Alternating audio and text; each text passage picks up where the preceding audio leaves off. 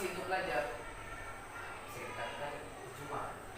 Kemudian bermakna, peserta didik berorientasi pada kemampuan mengaplikasi pengetahuan. Nah, artinya di sini dia tahu bahwa apa yang dipelajarinya itu sangat berguna untuk kehidupan sehari-hari, atau bisa digunakannya untuk memecahkan suatu masalah yang dihadapi di kehidupan nyata.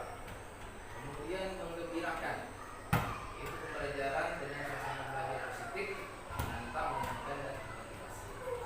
Artinya kita juga dituntut untuk membuat suasana belajar yang nyaman, menyenangkan, dan akhirnya memotivasi siswa untuk belajar. Kalau saya kaitkan dengan pelajaran yang saya ampu, yaitu PJOK, unsur menggembirakan ini otomatis. Kenapa?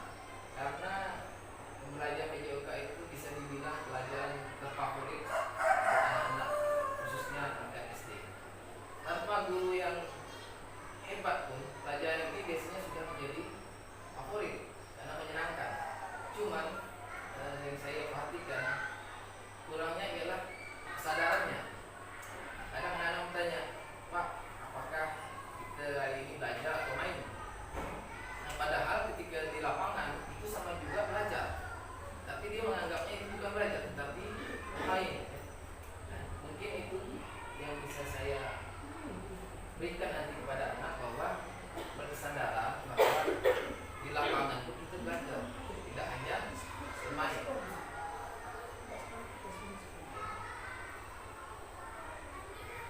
Kemudian yang selanjutnya, pengalaman ini sebagai guru memfasilitasi siswa supaya dia bisa merasakan pengalaman mengaplikasi.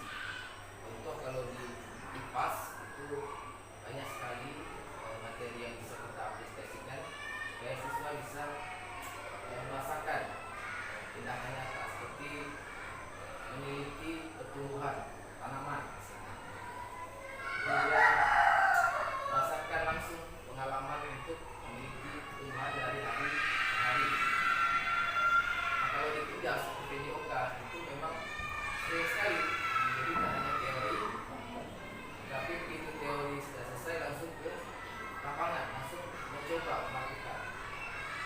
Kemudian yang ketiga, merefleksi, merupakan proses saat peserta didik mengevaluasi dan memaknai proses serta hasil dari praktik nyata yang telah mereka lakukan.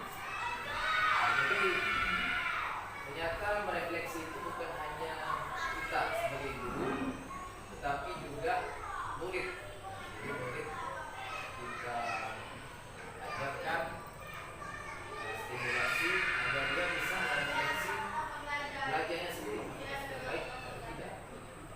Tapi seperti tadi saya katakan, kalau kita melihat kondisi di sekolah kita ini dengan kemampuan anak-anak yang kita punya, maka kalau refleksi ini ya bisa, tapi mungkin masih dilakukan, tapi mungkin kebanyakannya masih belum bisa.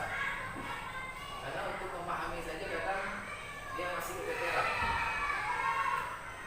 Karena kata Pak Ali, istilahnya menjelaskan dan bergowe, dia mulut istilahnya, tapi masih tidak paham. Bagaimana kita meningkatkan dia lebih tinggi, menganalisis, mengevaluasi, dan juga mencipta. Nah, ini rangka pembelajaran pendalaman.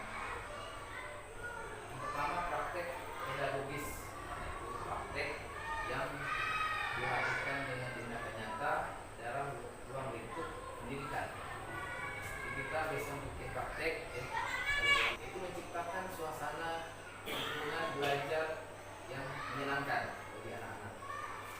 Kemudian yang terakhir, pemanfaatan teknologi digital. Artinya kita menggunakan alat-alat atau media apapun untuk membantu kita mencapai tujuan pembelajaran. Seperti sekarang ini, kesimpulan